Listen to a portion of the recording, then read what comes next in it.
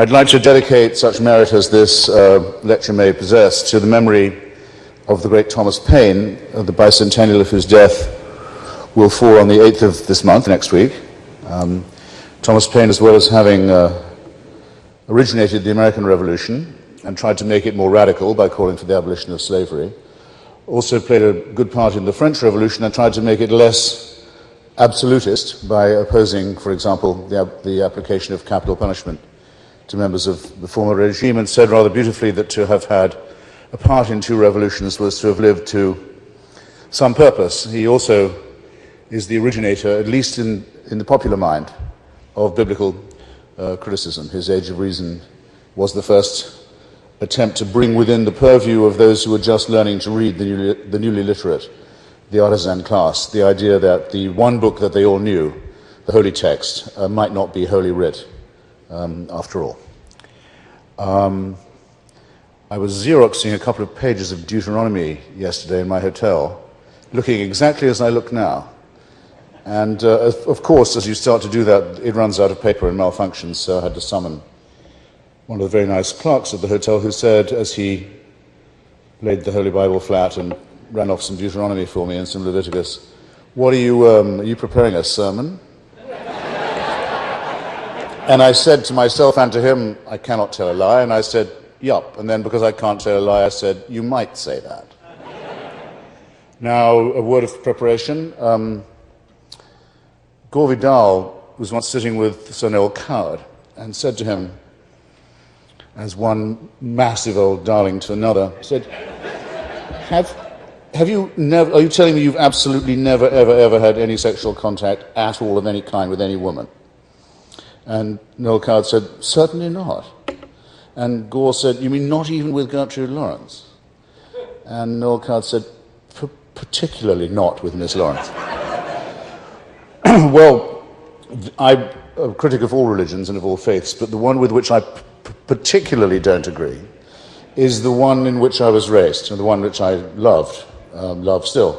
That's to say, the Anglican Communion, the Cranmer Prayer Book, the English hymnal, and the King James Bible. So when I make any references in direct quotation or speech, it'll be to that and not some terrible good news text from heaven knows where. Okay.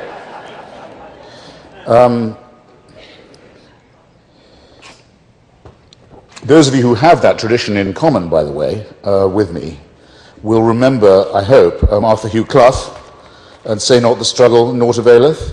You remember his Decalogue.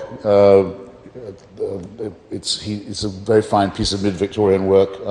Adultery do not commit, advantage rarely comes of it. Thou shalt not kill, but needs not strive, officiously to keep alive. So it goes on. There's almost a Swiftian thing. Given that it's written by the man who wrote "Say not the struggle, naught availeth," I think it's rather impressive. But I mentioned it before I move on to my own rereading and recasting of the Ten Commandments. I want briefly just to say why it is the subject is such a compelling and such an essential one. All the great questions that divide theology from philosophy are finally, I think, reducible to two questions. First, is it true, as is definitively stated in Genesis chapter 1, verse 27, that at one time, one God created man or mankind in his own image? Or is it rather the case that many men, at several times and in many places, created many, many gods, and continue to create many gods in their own images? As you'll see, a lot more hangs on that than just the very important shift from the singular to the plural.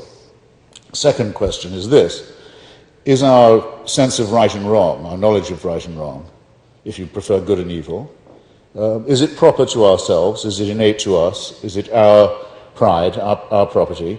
Or does it come to us as a gift from revelation? Is it part of a covenant with a supernatural authority? So you're pleased to bear in mind as I go on that those two central questions underlie every word of this text and every examination of it.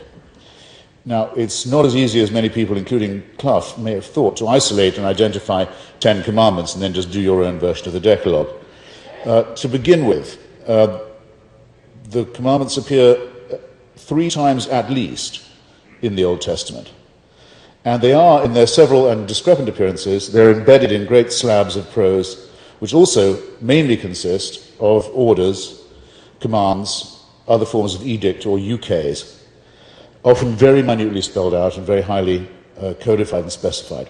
For example, not to get too far ahead of myself, the first iteration of the Ten Commandments in Exodus chapter 20 is almost immediately followed by an obsessively detailed spelling out of the codes governing ox goring, a code which incorporates the famous equivalences of an eye for an eye and a tooth for a tooth, depending famously on whose ox is being gored, and which, just as the goring is starting to get boring, perhaps even boring to its almighty author, swerves off very abruptly at a complete tangent and says, "Thou shalt not suffer a witch to live," which also has the force of divine law. And all of it has the status of commandment, and all of it was used by Christians as such, and Jews, as a direct mandate until the incineration of the last witch.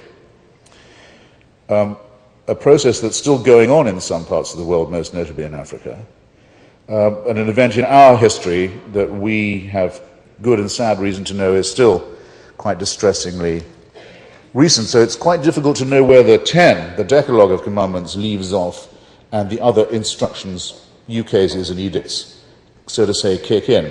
Anyway, the first and the best known version, the one we think we're talking about, or you thought we were going to be talking about till you got here, appears in Exodus chapter 20. There's then a sulphurous interlude in which Moses, or after which Moses, smashes the original tablets, smashes the tablets inscribed by the finger of God. After that, there's a reprise of the commandments in Exodus 34, but by no means an identical one.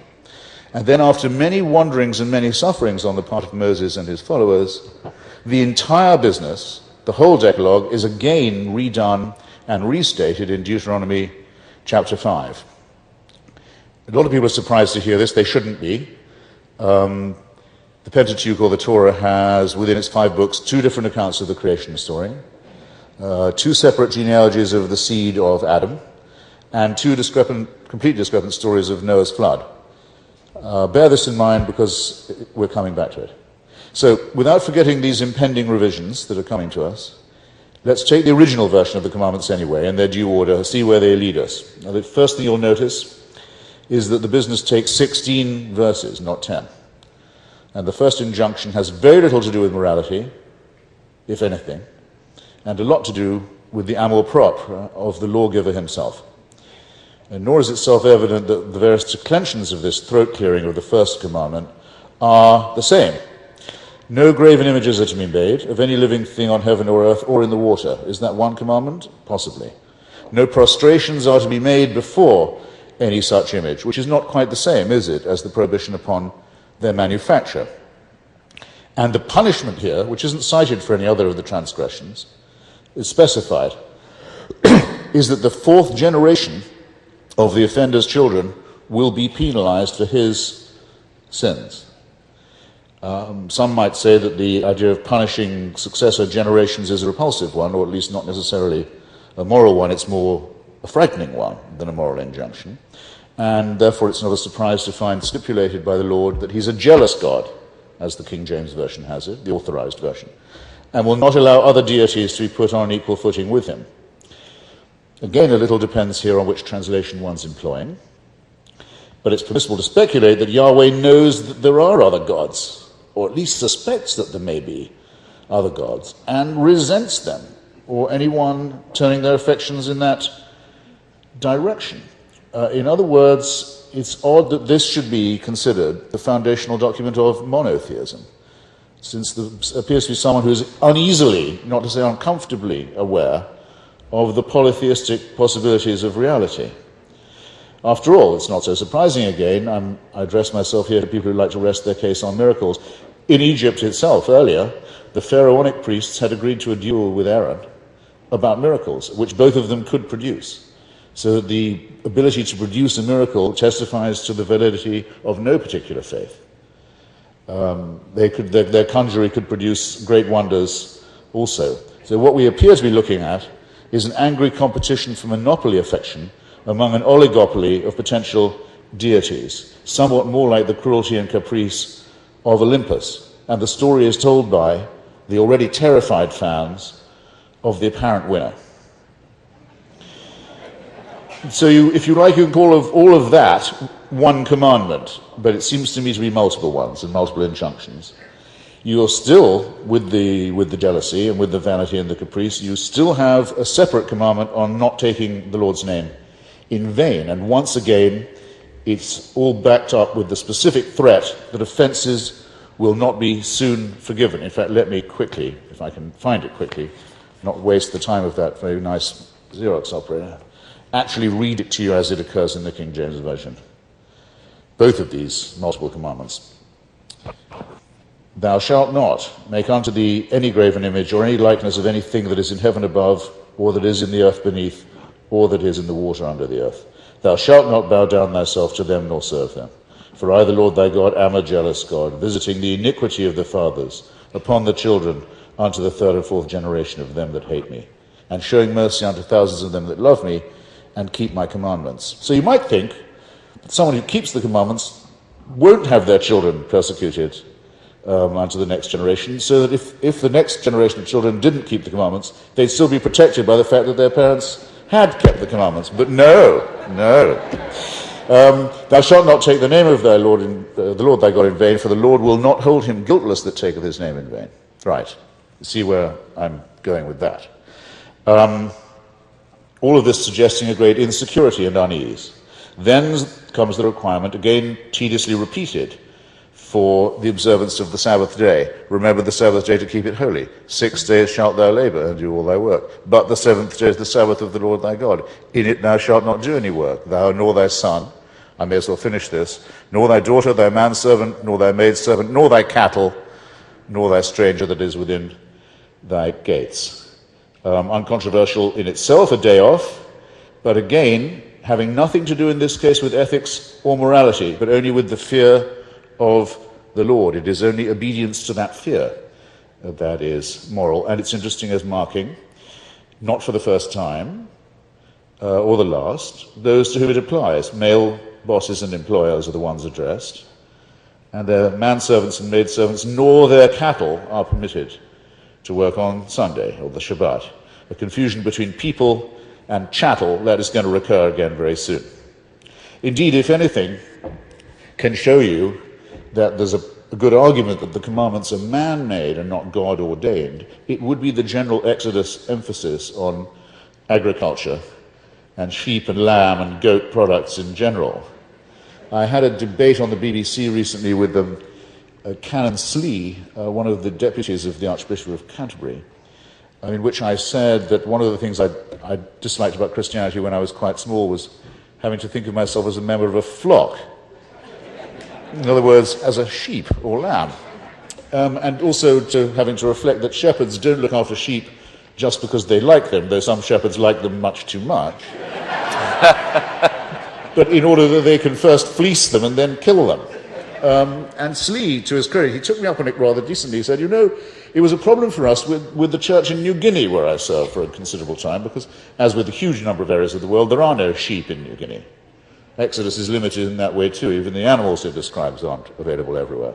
So he said, we had to work out what the locals in New Guinea valued as the Israelites would have valued sheep. He said, it got to the point where one Easter I saw my bishop get up into the pulpit and address his congregation and say in English to them, O Lord, behold these your swine.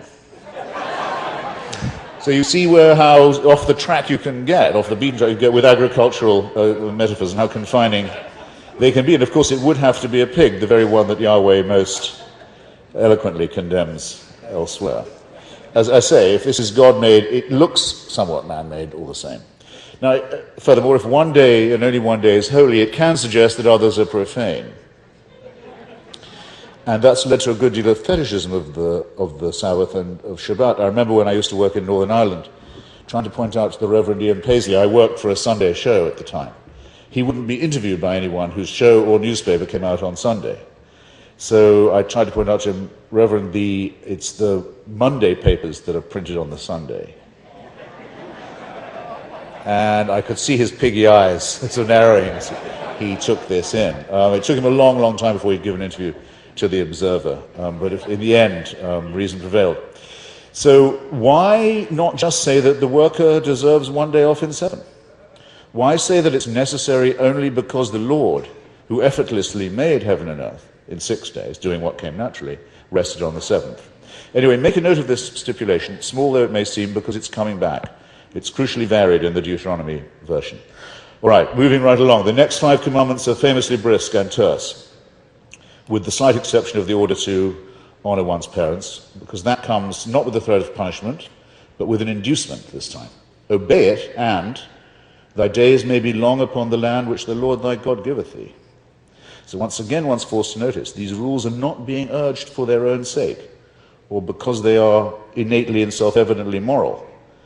They're being urged either to avoid the punishment of 4 generations of one's children, or in order to be given land that until now had belonged to Canaanites and other lesser breeds. They come to us, in other words, not as precepts of morality, but as accompanied and bodyguarded by a mixture of threats and promises. And it's interesting to notice that parents are nowhere told that they must be good to their children. But there may be a good reason for that too, and I'm coming back to that also. You'll forgive this fan dance of mine, promising you things down the road, if you don't shuffle too much. Okay, then the celebrated commandments against murder, adultery, theft, and perjury follow without any adornment, or with any bribe or threat. The King James Version famously says, thou shalt not kill, though the original Hebrew makes it very obvious that the meaning is, thou shalt do no murder. These transliterations, by the way, can be very hazardous and very useful. The Hebrew word alma, for example, means young woman. That's all it means. When mistranslated by King James's committee as virgin, it very much alters the idea that a young woman will one day conceive and bring forth a son. And a great deal of misunderstanding has resulted from that error in translation. I'm reminded of the lady governor of Texas, who, during a controversy about bilingualism in the State House in Austin, said if English was good enough for Jesus Christ, it was plenty good enough for her. We so far haven't found any society in which the penal code, we've looked, anthropologists have searched, we've found no society in which the penal code approves of or is neutral about murder or theft or perjury. Adultery is treated differently in different cultures, but the murder, theft, and perjury are not. One might argue that the Jewish people wouldn't have made it as far as they did to Mount Sinai, assuming always that they did make the trip, if they had been under the impression that murder, theft, perjury, and adultery were okay until they got there. The Analects of Confucius mention the Golden Rule, or they have a version of it. They say, don't do to another person what would be repulsive to you if done to yourself. The Babylonian Rabbi Hillel more or less states the same thing when asked if you can summarize the whole of the Torah while standing on one foot. He says, yes, I can. Don't do to another what would be repellent if done to you. All else, there is the law, all else is commentary. The Egyptian Book of the Dead, which was already mentioned, which you can go see. Moses, I might just add to the excellent gloss that William put on it, Moses was supposed to have been, according to the story, a prince in Egypt. He would have had to know Egyptian law if he was a real person, and if the story has any factual base. He would have had to know what someone would have had to testify in the Book of the Dead that they had not done, or indeed had done. He would have had to know the quite sophisticated Egyptian court system, of which we have reasonably good records. At least 1,000 years before Exodus was written down, that's to say, at least 1,000 years before 1400 BC, Hammurabi promulgates a code of law in Babylon, not far away, that becomes pretty celebrated, particularly for its emphasis on the lex talionis, so-called. In other words, the concept of direct symbolic retribution, eye for an eye, tooth for a tooth. So even if we had any reason to believe that the story of the enslavement in Egypt was true, or the wandering in the desert was true, or the conquest of the promised land was true, or that there was ever such a place as Mount Sinai, and Israeli archaeologists have made it increasingly impossible to regard any such view as tenable, even if we took it as read, there'd be still nothing morally unique or special or first time in any of the versions the three versions of the Old Testament Decalogue. Or perhaps there would be. Perhaps there might be. The 10th commandment prohibits all manner of covetousness and envy. And it repeats the usual lumping in of a neighbour's womenfolk with his beasts of burden. You can't covet your neighbour's ass, you can't covet your neighbour's wife or his ox. Repeating earlier injunctions about the Sabbath, which make cattle and chattel much the same thing, including human chattel. But you note that in the 10th commandment, unlike the others, there's no specific action that's being either condemned or recommended, neither enjoined nor exhorted or forbidden or prohibited. Instead, we've got the first recorded instance that I know of thought crime. It's not you're not supposed to do it, it's you're not even supposed to think about it. This is why those of us who maintain a critique of religion make the charge that it is implicitly totalitarian. It can convict you for things that are only in your head, for thoughts that have hardly begun to form. And there's another reason, I think, why this commandment is somewhat sinister.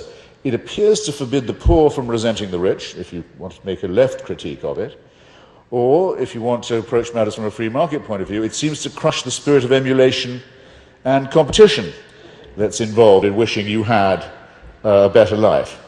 Some Jewish authors have argued that the prohibition only extends to actual neighbours, in the sense of those who dwell in the immediate vicinity, and some have said it only applies to covetousness of that sort, but it would surely be a fairly paltry commandment that excused this exact same attitude if it was directed at people further away.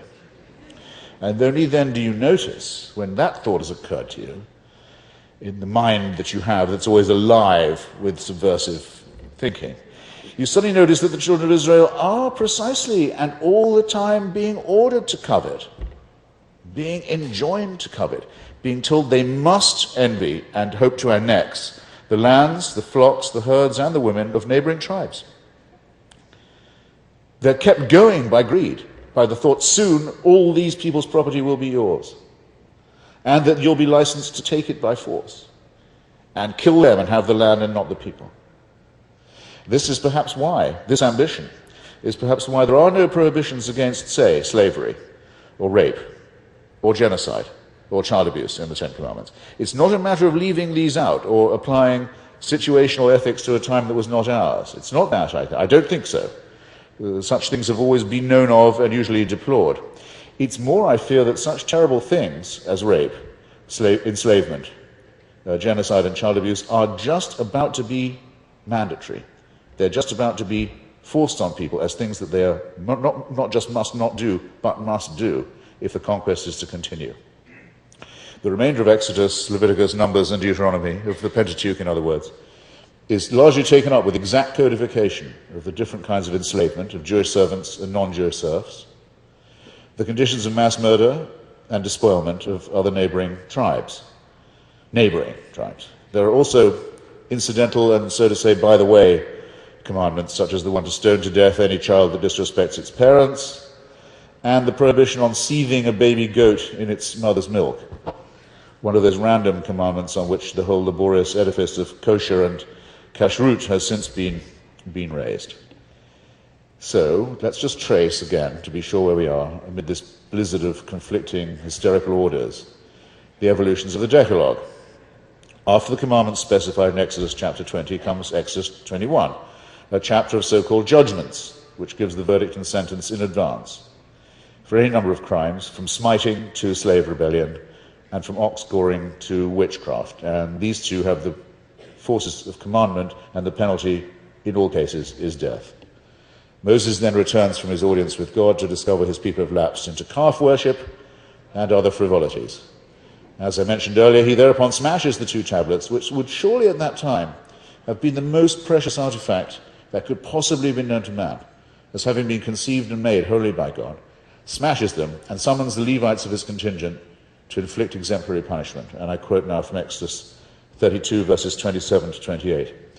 Thus saith the Lord God of Israel, so this too is a divine commandment, by the way. Thus saith the Lord God of Israel, put every man his sword by his side, and go in and out from gate to gate throughout the camp, and slay every man his brother, and every man his companion, and every man his neighbor. And the children of Levi did according to the word of Moses, and there fell of the people that day about 3,000 men. So that's a terrific slaughter under orders. And you note the small inconsistency, which may perhaps, I sometimes think, betray the prickings of a poor conscience. In the first verse, the order for the indiscriminate slaughter is from God, thus saith the Lord God of Israel. In the second, it's from Moses. The children of Levi did according to the word of Moses. There's a bit of displacement going on here, we don't know. In either case, it orders the killing of brothers, companions, and in that significant term, as we've seen from the 10th commandment, neighbors, specified. They must die without pity or without discrimination. That's not excessive, perhaps after the infanticide of the firstborn of Egypt. That's already taken place for them to get this far. And it pales beside the anger of Moses in the later book of Numbers, where he speaks to his generals after the battle against the Amalekites and rages at them for sparing so many of the civilians. Now, therefore, he says, kill every male among the little ones, and kill every woman that has known a man by lying with him. But all those women, children that hath not known a man by lying with him, keep alive for yourselves. In the Age of Reason, Thomas Paine drew attention to this passage, saying that it constituted, I'm quoting Paine, an order to butcher the boys, to massacre the mothers, and to debauch the daughters. A fairly good summary of what I've just read.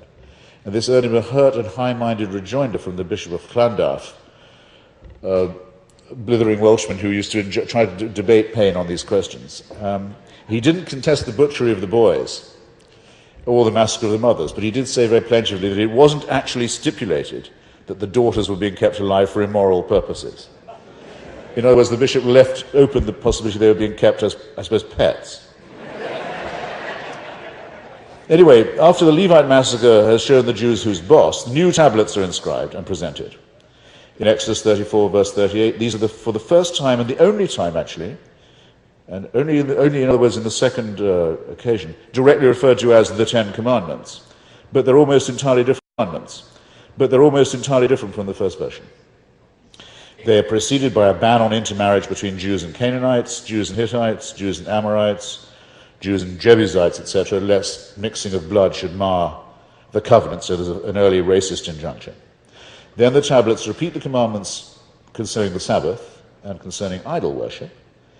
And then everything becomes micromanagement of unleavened bread, first fruits of the harvest, etiquette to conduct around the tabernacle, the observance of Passover, and the aforementioned separation of meat from dairy products in the glatt kosher kitchen.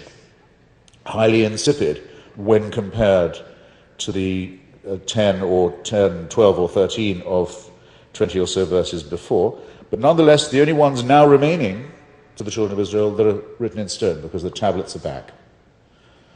An inconsistency that so far no one's been able to explain. And thus matters persist until the 5th chapter of Deuteronomy, where Moses assembles the masses and gives them the first, that's the Exodus 20 version, all over again. That's the 5th chapter of Deuteronomy, 4 books later on, all over again. It's very nearly an exact repeat, except this time the Sabbath day is to be kept as holy, not because God made heaven and earth in 6 days and then rested on the 7th, but because God brought his people out of the land of Egypt. So it's still to be kept holy, but the reason why it's holy is entirely different. And 22 chapters later, as the Jordan River draws nearer and as the book of Deuteronomy draws to its close, there is yet a 4th set of commandments issued by Moses, who orders that they too be inscribed on stone. And these take the form of 12 curses. You should look them up, forcefully intoned by Levite priests. Cursed, for example, is he that maketh the blind to wander out of the way. Cursed is he that lies with any manner of beast. Cursed is he that lieth with his father's wife. That's, by the way, for the intriguingly Oedipal reason that he uncovereth his father's skirt. One is compelled here to re-examine the authorship of Deuteronomy, which tells us that Moses by then had reached the age of 120, adding that his eye was not dimmed nor his natural force abated. One begins to doubt it, because it seems that, like many elderly men, he'd begun to repeat his favourite stories to captive audiences who were naturally a touch shy about interrupting him, and not always remembering the stories precisely the same way. A bit the same with some of the incantations. So, I don't want to trespass on the time that we shall have to discuss these great questions together, but I'll just try and pull my threads to a conclusion. By returning to the questions I asked at the beginning. Did God make man, or did man make God? And does morality come from on high? Or not? To the first question, the study of the so-called Ten Commandments allows us to return a pretty confident reply. The whole story is one of muddle, chaos, inconsistency, revision as one goes along, temper tantrums, lapses into rage, insanity, sadism, vengeance, and general losing of the thread. This would argue either for a very muddled, irrational, forgetful, inconsistent God, or for no God at all. But if we make the assumption that this mass of unresolved contradictions was the outcome of the ignorant struggles of a semi-literate, frightened species of primates, then the mystery clears up all by itself. And thus I think Thomas Paine is vindicated when he writes in The Age of Reason and writes about the Pentateuch that these books are spurious, and that Moses is not the author of them, and still further that they were not written in the time of Moses, not till several hundred years after, that they are an attempted history of the life of Moses and of the times in which he is said to have lived, and also of the times prior thereto, written by some very ignorant and stupid pretenders several hundred years after the death of Moses, as men now write histories of things that happened or are supposed to have happened several hundred or several thousand years ago. As to whether we need heaven's permission and revelation to be able to distinguish right from wrong, those who believe that this is so are on uncomfortable or untenable ground, I think, if they take their stand on the Mosaic Decalogue, or rather on the various discrepant versions of the Decalogue. The Decalogue is a record of callousness and greed and cruelty, in which one tribe seeks to claim a divine warrant for the crimes against which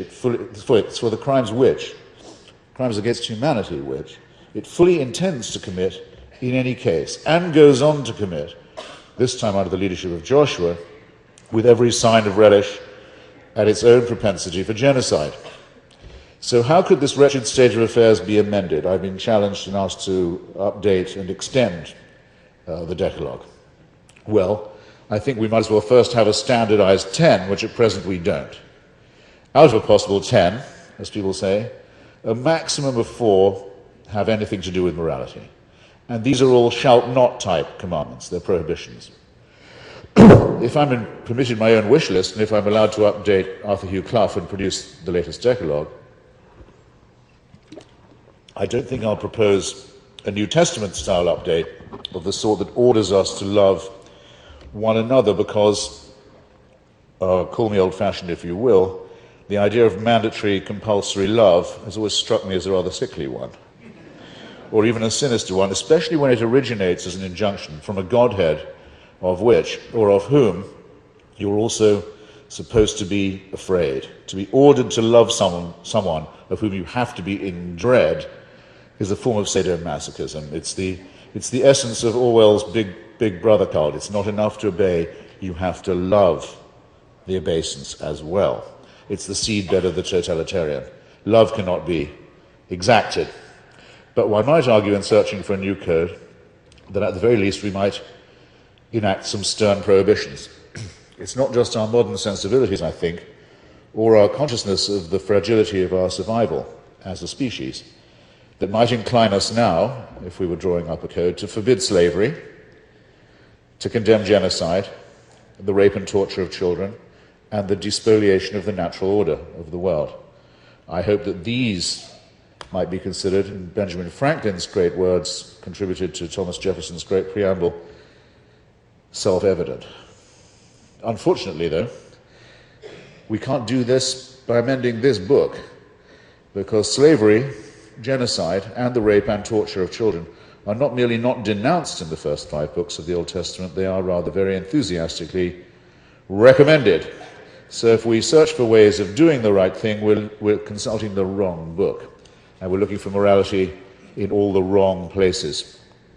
Perhaps, though, there is still something to be salvaged, and if so, it might be found in the long, vainglorious, menacing throat clearings of the very first commandment. We might give some real thought to the prohibition on the making of idols and of images. We might do well to stop forging manacles with our own minds and setting up impressions and images of ourselves as if they were divine and reified and supernatural. We might cease to make whips for our own backs. We might stop making tyrants and despots in our own image. We have rights as well as duties in respect of one another, and as one can intuit from Thomas Paine, in order to safeguard and enjoy the rights of man, we shall require a new age of reason. Thank you.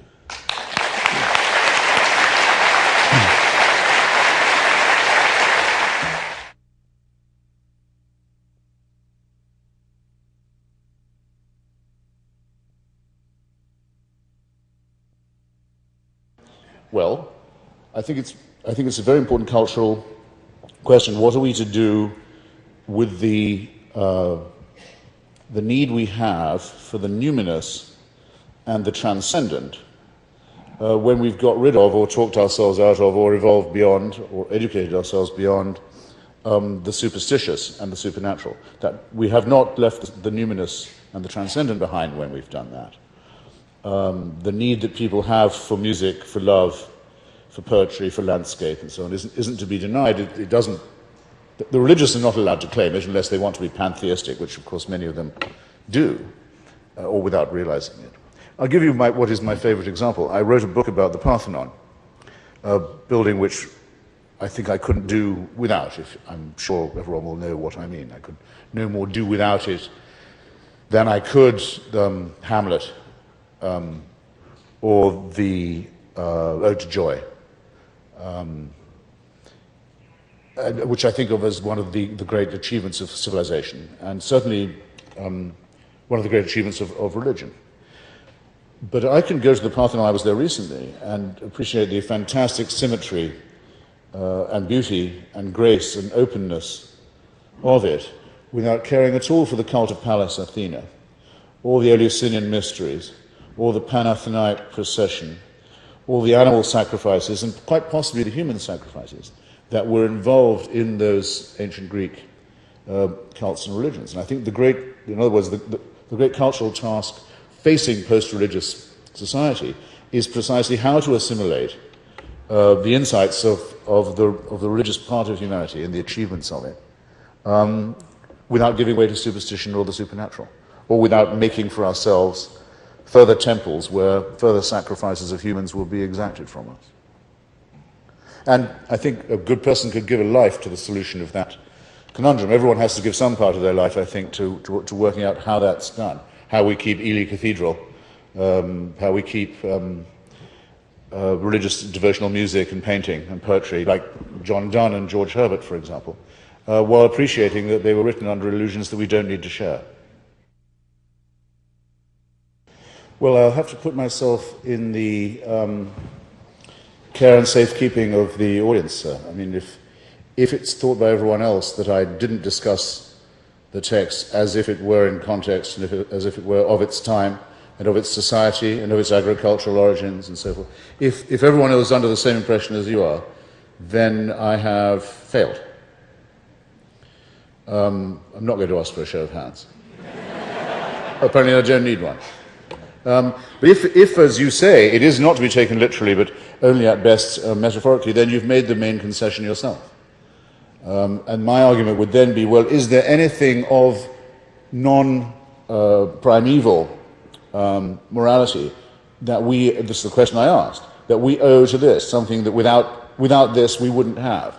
And my conclusion is, my argument is, that the answer to that is no. That there are many evil things recommended by this text to which we should close our ears. There are many excellent things to which we should be called, which are either not mentioned or are denied, negated in this text. So it isn't even a good metaphorical beginning. Socrates, another person for whose existence as a real person we don't have any conclusive evidence. He's only described in the work of other people. He didn't write anything or say anything himself that we know about or we can prove, but it doesn't matter because if you're an atheist, because no one human being is more divine than any other. But if what is reported of him is true, Socrates would refer to what he called a daemon, to an inner voice, a constant companion to his thoughts, that would warn him if in an argument he was making an unfair point or stretching the evidence further than it would go, or taking advantage of a weak opponent, that it would, like a gyroscope, inwardly correct him. He once paused apparently in the middle of an argument for about 20 minutes while he worked out if his daemon was telling him that he'd gone too far or not, and went on trial for his life, said in his closing speech that he knew one thing, that nothing he'd said at the trial had met with any inward opposition from his most stern critic. The daemon is the best word for it that I think we have. Adam Smith refers to the sort of the unseen audience, the person who we're always trying to impress, and it's in his theory of moral sentiments. American colloquialism says morality is what you do when nobody's looking, what you think you can get away with, how you judge yourself when you're not going to be judged by anybody else. We all know what we're talking about, and C.S. Lewis makes a huge thing about calling it conscience, and saying therefore it must come from or be the gift of someone else. Well, I don't see why Lewis says that. Isn't it a lot less strenuous to postulate that this is innate to all people who are not psycho or sociopathic, that we want to think well of ourselves, not just be thought well of by other people, and that that's just as strong an incentive for behavior as covetousness, lust, the will to power, and other things. And it predates all erections of altars, idols, and gods. So the probability is, it seems to me, that religion gets its morality from us, not the other way around.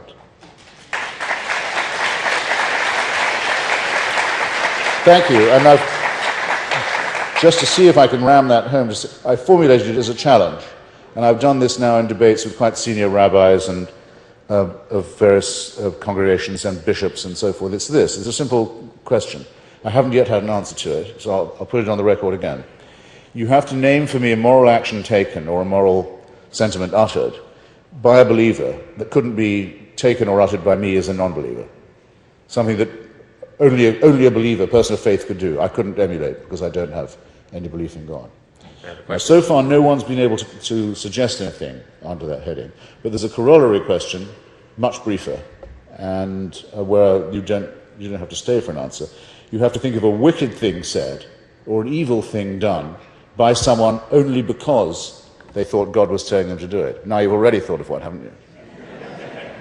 Of course you have. And now you've thought of another, and another. Well, I rest my case.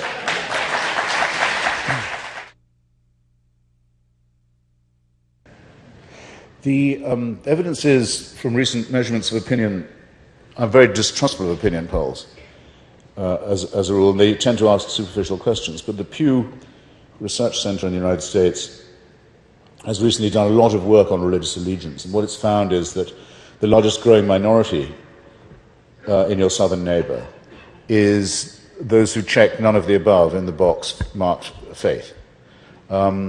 It's double what it was 10 years ago. I would predict it would double again in the next 10 years.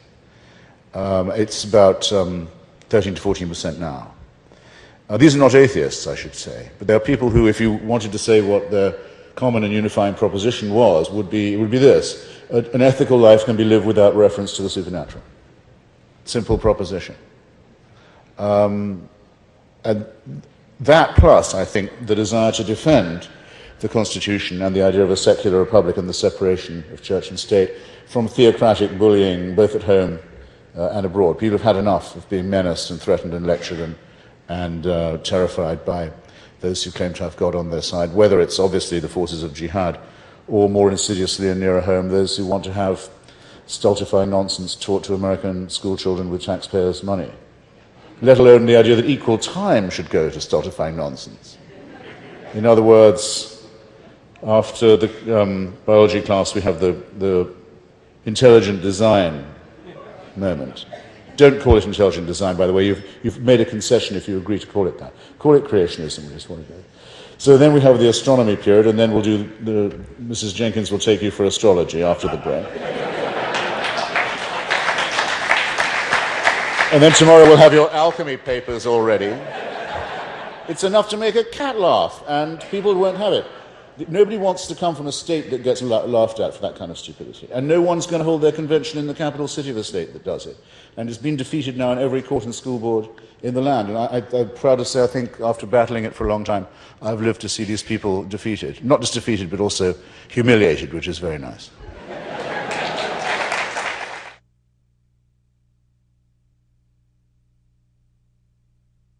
I don't think the religious can have it all ways, you see. I mean, if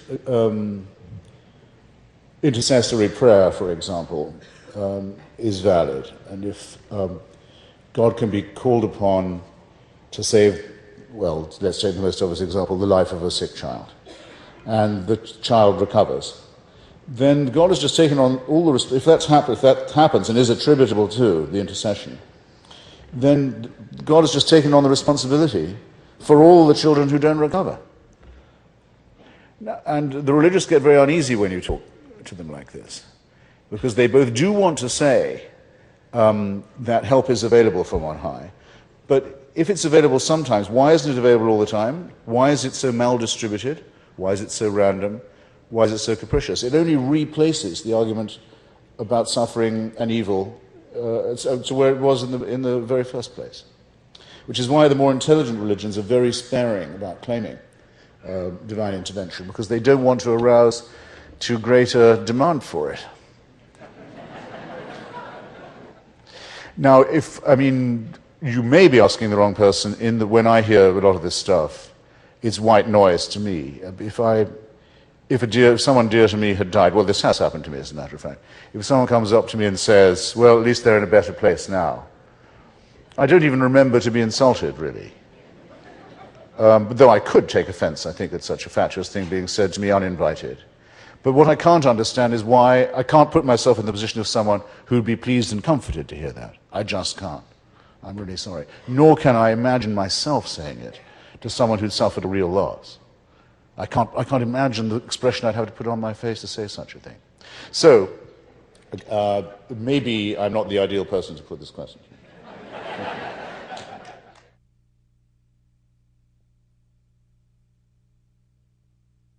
Well, Daniel Dennett, who's by way of a sort of colleague of mine in this cause, he has written a wonderful book called Breaking the Spell, which I recommend to you. Possibly available at fine bookstores everywhere, as mine is, by the way, here. And in it he says that belief in belief, as he puts it, may very well have salutary effects or have had them. For example, this is not very controversial, but it's a good example. In the days when there was no germ theory of disease, and when, for example, quite senior divines like Timothy Dwight, the founder of Yale, condemned smallpox vaccination because it was an interference with God's design, which presumably it is, if he designed the smallpox virus. Nonetheless, if you were an ignorant fool and you went to the witch doctor ceremony to be lectured by another cynical ignorant fool, you still might have a better chance of recovery, because everybody knows that morale and optimism does play an X factor role in good health. So there may well be benefits to, or have been benefits to belief, but I think that we, if I can speak so conceitedly, Eurocentrically perhaps, but have reached the point where that's long ago hit diminishing returns. That really the emancipation of the mind requires us to put that sort of thing behind us.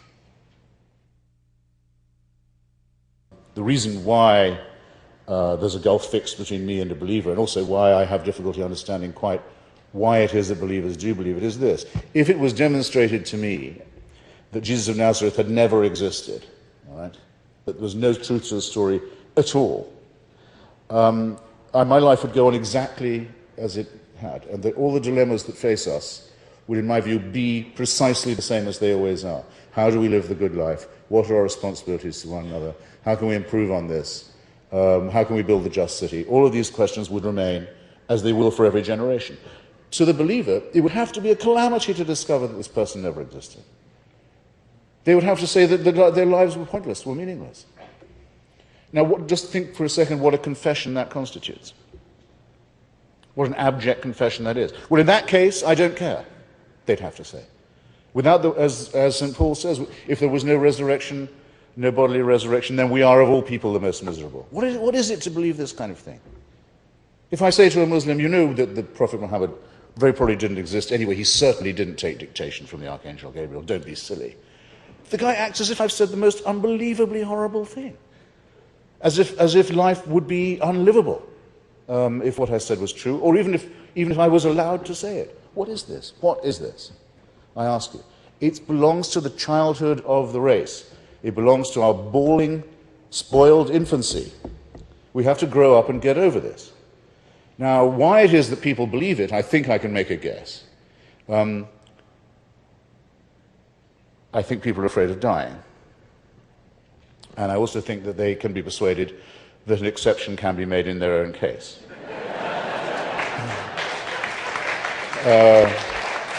If they make the relevant propitiations and so on. I'm not of that view. I'm really not. I mean, just try it. Just try standing in the airport or on the street, see them come towards you. Ask first which species of primate they'd be. Okay, is that a chimpanzee there? Is that a silverback gorilla there? Is that an orangutan there? You'll find everyone you know falls into one category or another. It passes the time at airports. And then you say, now look at that one. Now, if that one had gone to church every day and gone to confession every week, and tithed himself and so on, he'd be absolutely assured of eternal life. He'd have nothing to worry about. See if you can make yourself believe it. Then see if you can make yourself believe it about yourself. Well, obviously people can, and there are obviously people who know how to make a living out of this racket. But that's why when I'm told, well, at least you must respect people of faith, I say, well, actually I don't. I don't think lying to children for a living is a respectable occupation.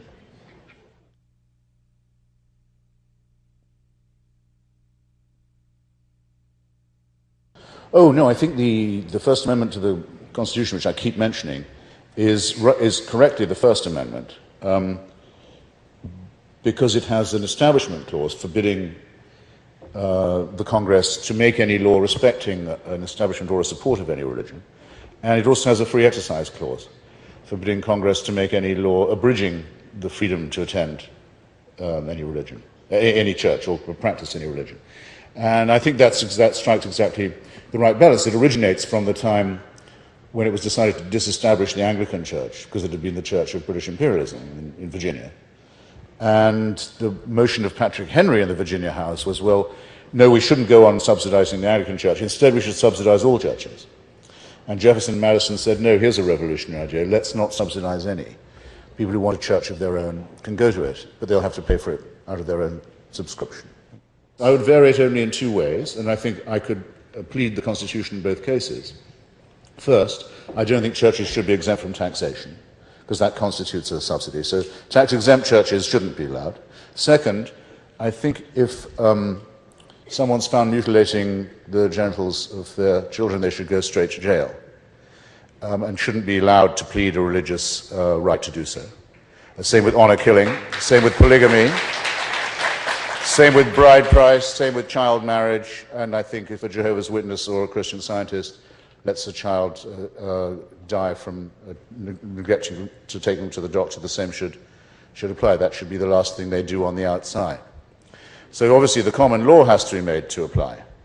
And I think that Congress should hear, and the Supreme Court should hear evidence that no American aid money should be allowed to go to Israel that is even diverted to the building of messianic settlements on the West Bank, because as well as theft, that's the establishment of religion using American taxpayers' money and should be illegal. And if there's going to be equal time for the teaching of religion in schools, then every church that takes a faith-based initiative subsidy or a tax break should be forced to spend half of its time teaching the origin of species. I think that's only fair.